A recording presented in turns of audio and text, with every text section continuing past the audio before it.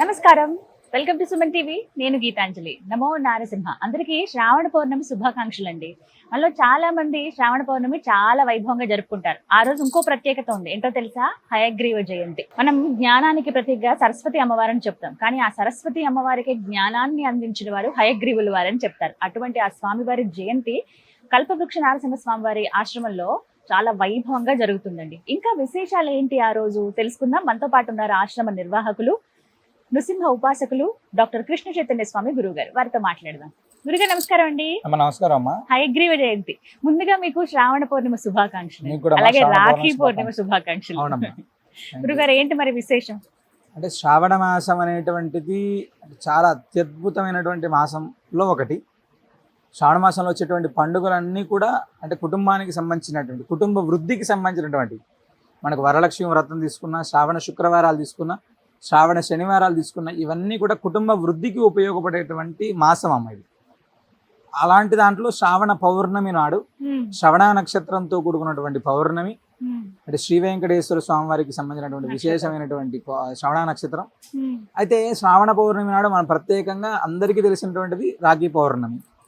రెండోది జంధ్యాల పౌర్ణమి నార్మల్ అంటే యజ్ఞోపవీతాన్ని ఉండేటువంటి ప్రతి ఒక్కరూ ఆనాడు తప్పకుండా ఉపాకర్మ చేసుకొని మార్చుకోవాలి, గాయత్రి జపం చేయాలి అని చెప్పి మనకు పెద్దలు చెప్పారు. అందులో ఎక్కువగా అందరూ ఇష్టపడేటువంటిది శ్రావణ పౌర్ణిమ. దాంట్లో రాఖీ పండుగని మనం ఎక్కువ ఇష్టపడి చేసుకుంటాం. అయితే విద్యాధినాథుడైనటువంటి హయగ్రీవ స్వామి వారి యొక్క జయంతి శ్రావణ పౌర్ణిమ.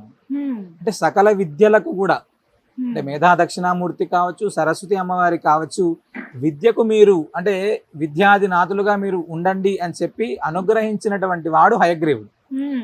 అలాంటి హయగ్రీవ స్వామిని మన పిల్లల చేత ఆరాధన చేయించడం, మనము ఆరాధన చేయడం, అంటే హయగ్రీవ అనుగ్రహం అనేటువంటిది ఉంటే అమ్మా, వాక్ అనేటువంటిది ఒక వరద ప్రవాహం ఎలా ఉంటుందో, గంగా ప్రవాహం ఎలా ఉంటుందో అలాంటి అద్భుతమైనటువంటి ప్రవాహం ఉంటుంది అని చెప్తారు పెద్దలు. అంటే వైష్ణవ సాంప్రదాయం ప్రకారం కావచ్చు, మధ్వ సాంప్రదాయం ప్రకారం కావచ్చు, హయగ్రీవ స్వామి వారికి విశేషమైనటువంటి ఆరాధన చేస్తారు. చాలా విశేషమైనటువంటి ఆరాధన చేస్తారు హయగ్రీవ స్వామికి. అంటే పెద్ద పెద్ద యజ్ఞయాగాదులు చేయకపోయినప్పటికీ కూడా పిల్లలు నార్మల్గా హయగ్రీవ స్వామిని సాధారణంగా హయగ్రీవ హయగ్రీవ హయగ్రీవ అనేటువంటి మంత్రాన్ని వాళ్ళు పొద్దున లేచి చదువుకున్నా కూడా విశేషమైనటువంటి హయగ్రీవ అనుగ్రహం కలుగుతుంది అని చెప్తారు. అయితే మనకు శాస్త్రంలో ఏం చెప్తారంటే హయగ్రీవము అని ఒక ప్రసాదం ఉంటదమ్మ.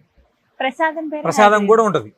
అంటే భగవంతుడు హయగ్రీవుడు, అది ఒక రాక్షసుడి పేరు. మీకు విచిత్రం ఏంటంటే అది ఒక హయగ్రీవుడు అనేటువంటి ఒక రాక్షసుడు బ్రహ్మవరం చేత ఆయన తలను శ్రీ మహావిష్ణువుకి పెట్టారు. అంటే ఆ యొక్క ఆ రాక్షసుని వధించిన తర్వాత ఆ తలని శ్రీ మహావిష్ణువు తీసుకున్నారు. గుర్రం మహాన్ హయము అని. ప్రసాదం కూడా హయగ్రీవం. హయగ్రీవం అనేటువంటి ప్రసాదం ఉంటుంది. చాలా విశేషమైనటువంటి ప్రసాదం. అంటే పిల్లలకి మనం ఆనాడు ఆ ప్రసాదాన్ని ఇస్తే, అంటే ఇంట్లో చేసి పెట్టడము, లేకపోతే స్వామివారికి హయగ్రీవ స్వామివారికి నివేదన చేసినటువంటి ప్రసాదం పిల్లలకి ఇవ్వడం అనేటువంటిది అద్భుతమైనటువంటి విశేషమైన ఫలితం ఉంటుందన్న. మనము హయగ్రీవ జయంతి రోజు, అంటే నార్మల్గా హయగ్రీవ జయంతి, రాఖీ పౌర్ణమి రెండు రోజు ప్రత్యేకంగా సకల విద్యాధినాథుడైనటువంటి హయగ్రీవ స్వామివారికి, కల్పవృక్ష నరసింహ స్వామివారికి విశేషమైనటువంటి అభిషేకం చేస్తున్నామా. అదేవిధంగా ఇక్కడ విశేషమైనటువంటి హయగ్రీవ స్వామివారు ఉన్నారు.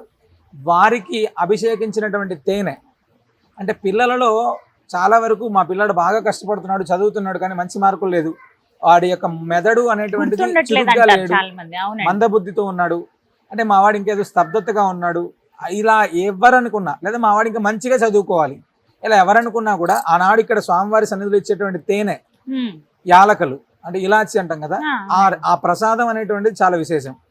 సాధారణ ఇక్కడ ఆ రోజు స్వామివారికి అభిమంత్రించబడి ఆ ప్రసాదాన్ని ఇవ్వడం జరుగుతుందమ్మ. అది మన పిల్లలకు పెడితే ఖచ్చితంగా చాలా మార్పు ఉంటుంది. వాళ్ళ యొక్క విద్యా బుద్ధుల్లో కావచ్చు, వాళ్ళ యొక్క ఆలోచన విధానంలో కావచ్చు, ఖచ్చితమైనటువంటి మార్పు ఉంటుంది. ఆ తర్వాత హయగ్రీవ హోమం చేస్తామమ్మ. హయగ్రీవ స్వామి వారికి సంబంధించినటువంటి హోమాన్ని మనం చాలా విశేషంగా చేస్తున్నాం. హయగ్రీవ ప్రసాదాన్ని కూడా పిల్లలందరికీ వచ్చినటువంటి ప్రతి విద్యార్థికి మనం ఆ యొక్క హయగ్రీవం అనేటువంటి ప్రసాదాన్ని మనం ఇవ్వడం జరుగుతుంది. అయితే ఇంకొక విశేషం ఏంటంటే, మనకు శాస్త్రంలో ఆదిశంకరాచార్య స్వామి వారు చెప్పినటువంటి లక్ష్మీ నృసింహ కరావలంబ స్తోత్రంలో మాతానృసింహశ్చ పితానృసింహ భ్రాతానృసింహశ్చ సగానృసింహ విద్యానృసింహో ద్రవిణం నృసింహ అని, అంటే తల్లి, తండ్రి, స్నేహితుడు, అన్న, అంటే అన్నయ్యగా కూడా భగవంతుని భావించి ఆదిశంకరాచార్య స్వామి చెప్పారు. అంటే తల్లివి, తండ్రివి, గురువువి, దైవానివి, అన్నయ్య ఫ్రెండ్ కూడా స్వామివారి సోదరుడితో సోదరుడు. అదే విధంగా స్నేహితుడితోటి కూడా పోల్చారు. ఆ, మనందరం కూడా అంటే ఆశ్రిత భక్తవత్సలుడైనటువంటి భగవంతుడికి రాఖీతోటి ముడుపు కట్టేటువంటి అద్భుతమైనటువంటి అవకాశాన్ని మనం ఈ యొక్క శ్రావణ పౌర్ణమిలో చేస్తున్నాం. ఆహా. ఏంటి స్వామి ఇది విశేషంగా ఉంది? రాఖీతో ఏంటంటే రాఖీ అనేటువంటిది రక్షా బంధనం. ఆ, మనం ఇప్పుడు రాఖీ అని పిలుస్తున్నాం, ఇంకోటి పిలుస్తున్నాం, కానీ ఆనాడు పెద్దల కాలం నుంచి ఇది రక్షాబంధనం. అంటే నేను నీకు రక్ష, నువ్వు నాకు రక్ష, మనందరం కూడా దేశానికి రక్ష అనేటువంటి సామెతను పెద్దల వాళ్ళు చెప్పేవాళ్ళం. ఉమ్, ఆ రక్షాబంధనం తోటి భగవంతుడికి ప్రదక్షిణ చేసి ఉమ్. ఆ రక్షాబంధనాన్ని స్వామికి సమర్పించేటువంటి, ఓ, మీ యొక్క అన్నదమ్ములు బాగుండాలి, మీ కుటుంబం బాగుండాలి అనేటువంటి సంకల్పంతో ఇక్కడ ప్రత్యేకంగా ఆనాడు ఎవరైనా మీ అన్నదమ్ముల పేర్ల పైన ఇక్కడ ప్రత్యేకంగా అర్చన చేయించుకోవచ్చు, ఉమ్, ప్రత్యేకంగా హోమం చేసుకోవచ్చు. స్వామివారికి రాఖీతోటి రక్షాబంధనం తోటి స్వామివారికి ముడుపు కట్టచ్చు.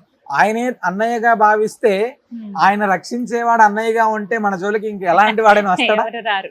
అసలు అవకాశమే లేదు. లేదు. ఆ. కాబట్టి అంత అద్భుతమైనటువంటి భాగ్యాన్ని ఉమ్. అందరి స్త్రీమూర్తులకు ఇవ్వాలనేటువంటి సంకల్పాన్ని మేము చేసాం. చాలా మంచి ఆలోచన. ఖచ్చితంగా అవకాశం ఉన్నటువంటి ప్రతి స్త్రీమూర్తి తప్పకుండా ఆనాడు స్వామివారి సన్నిధిలో దర్శించుకొని మీ కుటుంబ సభ్యులు అంటే మీ అన్నదమ్ముల పేర్ల మీద తప్పకుండా పూజ చేయించుకొని స్వామివారికి రక్షాబంధనంతో కూడుకున్నటువంటి రాఖీని ఇక్కడ స్వామివారికి సమర్పించి వెళ్ళండి.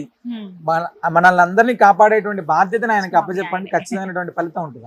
ఉమ్. అది.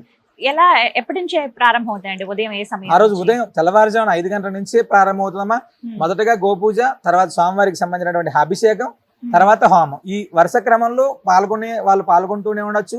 ఉమ్, ముడుపు కట్టేటువంటి వాళ్ళు ముడుపు కడుతూ ఉండొచ్చు, స్వామివారికి రక్షాబంధనం కట్టేటువంటి వాళ్ళు రక్షాబంధనం కట్టచ్చు. ఇవన్నీ వరుస క్రమం జరుగుతూనే ఉంటుంది రాత్రి దాకా. ఉమ్, వచ్చినటువంటి ప్రతి విద్యార్థికి కూడా ఆ రోజు రాత్రి దాకా కూడా మనం ఈ యొక్క ప్రసాదాన్ని ఇవ్వడం జరుగుతుందమ్మా. ఉమ్. విద్యార్థులకు ఒక మంచి అవకాశం అవును, రావడానికి. విద్యార్థులకు మంచి అవకాశం, ఉమ్, స్త్రీమూర్తులకు ఇంకా అద్భుతమైనటువంటి అవకాశం. ఉమ్. ఇంకేమైనా ద్రవ్యాలు ఏమైనా తీసుకురావాలా అండి? వచ్చేటప్పుడు ఏమైనా తీసుకురావాల్సి ఉంటుందా?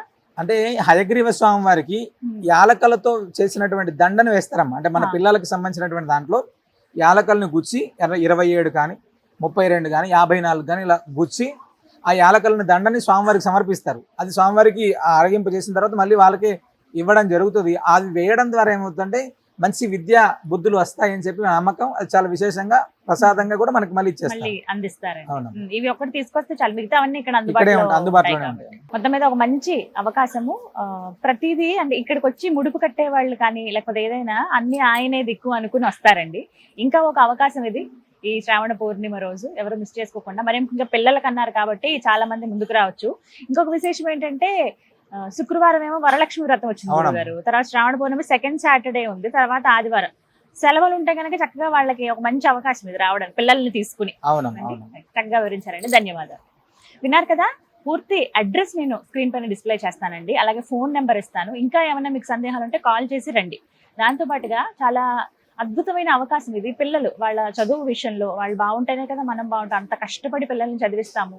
వాళ్ళు ఉన్న పరిస్థితుల్లో సరిగ్గా చదువుకోలేని వాళ్ళు, కాస్త మందబుద్ధిగా ఉన్నారు, కొంచెం యాక్టివ్గా లేరు, పిల్లలు చదువుతున్నారు కానీ మార్కులు సాధించలేకపోతున్నారు, కాన్సన్ట్రేటెడ్గా ఉండలేకపోతున్నారు. అలాంటి వాళ్ళకి హయగ్రీవ స్వామివారి అనుగ్రహం ఉంటే చాలా మంచిది అని అంటున్నారు.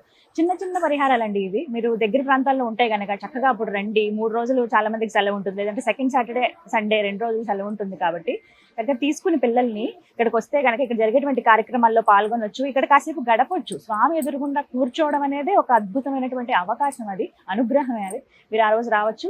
అలాగే ఎవరైతే రాఖీ పూర్ణిమ మాకు సోదరులు లేదని బాధపడే వాళ్ళకి చక్కటి అవకాశం అండి. నాకైతే అదే అనిపించింది.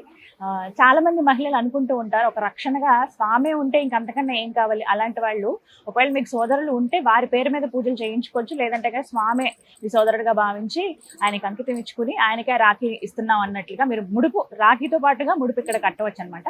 ఈ అవకాశాన్ని ఎవరు మిస్ చేసుకోకండి. నమస్కారం.